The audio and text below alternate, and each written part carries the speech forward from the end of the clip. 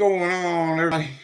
I have not gone live in a long time because I don't usually go live, but I've been playing around, doing some things with veteran support, and I do most of that on Facebook. But I was over here, I did a PayPal thing, and I'm gonna start making videos again.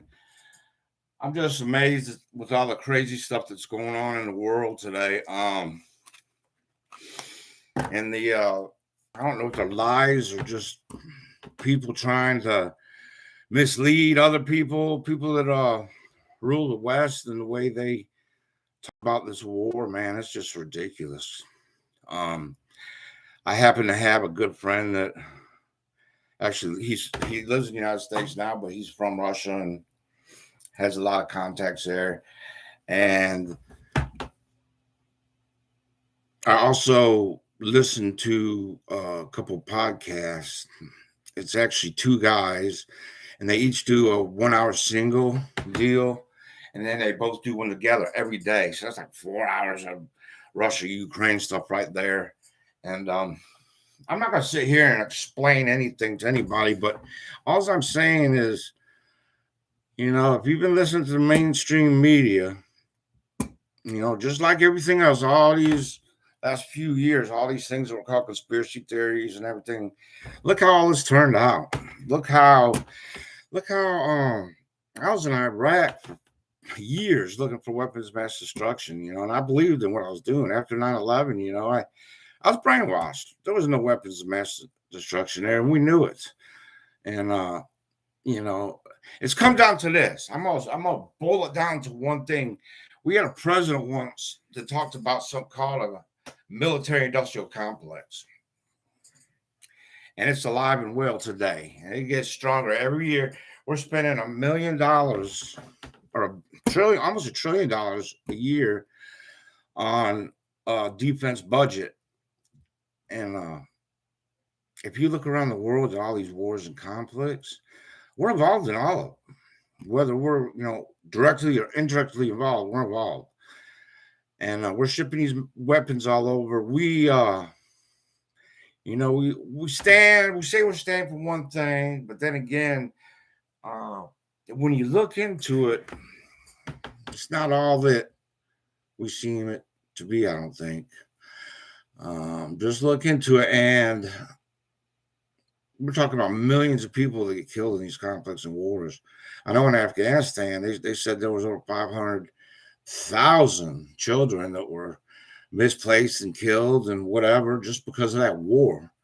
You got to realize Saddam Hussein kept the whole Middle East kind of balanced out. We put him in the power years ago to fight Iran, and he did that. He kept Iran in check.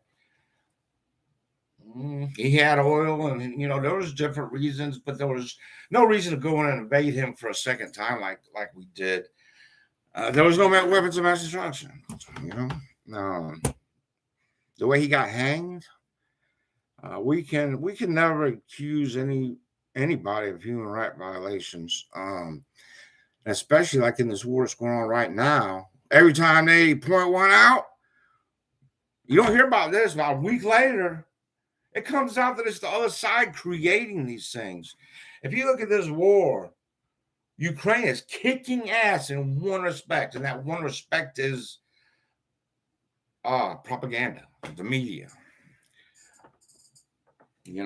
I'm not picking any sides. My whole point was I believe they should have negotiated from day one because, once again, there's a reason all this happened. And I'm not gonna, I don't want to get all into it because I didn't know all this stuff. I didn't really know, like, why are we involved in Ukraine? So I started looking into it. And it's gotten to the point now that whenever something crazy happens and our mainstream media is trying to shove something down our throat, I just start looking in other directions. Well, let me make sure that there's a good possibility they're bullshitting me. So let me look over here and make sure enough, man, as far as I'm concerned, Russia has a good reason to do what they're doing. I'm not taking their side. My whole time was negotiate. Russia would have got a lot less if they just would have negotiated. Okay. Um, Ukraine, in one way or the other, has been associated with Russia. The reason I don't lie is my wife hates it, and she's out eating with my son right now. But if they come in, I'm gonna hang up real quick. But anyways, she hates it when I go on. She can't understand why I do it. Oh yeah, they've been involved together for a long time, and when you look at Ukraine, the eastern part of Ukraine is a lot of very ethnic Russian. They're Ukrainians, but are Russian speaking.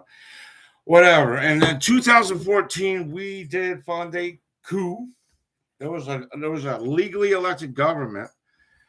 That was more friendly towards Russia. See, if I was in charge of Ukraine, I'd be like, okay, I'll be friends with the West. Nothing shady, but just getting the best I could from the West and from Russia, man. Kind of be like, yeah, that's the way I would do it. But we always have to have this enemy. Because what did I say? The industrial complex. If we don't have enemies and wars and conflicts, there's no reason to spend all that money, is there? And what really scares me now is the situation in our economies, and because when there's nothing else, why not just go to war and say screw it, and try to go get some stuff. I'm afraid something like that. And then we have like President Biden. Hey, man, I'm always the kind of person, like, no matter who the president is, you have to back him up. You can't just not go. I'm a veteran. You can't just go not go fuck because you don't like the president. You got to suck it up, man. But I tell you what, Joe Biden, man, I don't know, dude. Like I don't know. You know exactly what I'm talking about. Probably. It's kind of scary. There's so much on the line. Like, does he know what he's doing? I hope so. I hope so, man. I hope. But if you look at these people that are involved in this, it's all the same people from 2014 when we supported this coup. Okay. When they said there was Nazis in Ukraine, why there's no Nazis left in the world? Ukraine's full of them. And what we did was in 2014, we used the Nazis. They weren't in the military yet. It's a small percentage. It's like 5% of the whole Ukrainian population, but they're a bunch of hardcore. I think it's 10%, but they're a bunch of hardcore fighters, man. And what we did is we used them in 2014. Well, these same people that are there now, Nuland. My memory's bad. The Biden, the son. Victoria Nuland, then there's Blinken, there's that young looking guy that looks like he just rolled out of bed and he's half hungover. All these people. But anyways, I'm gonna make this quick. I'm just gonna sum it up.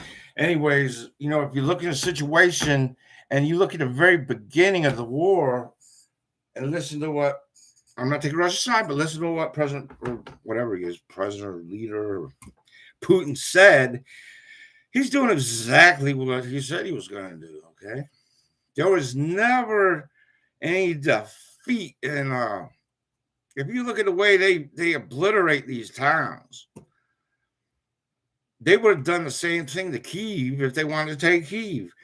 But the problem is Russia has actually been going in very light. They're trying not to mess up this.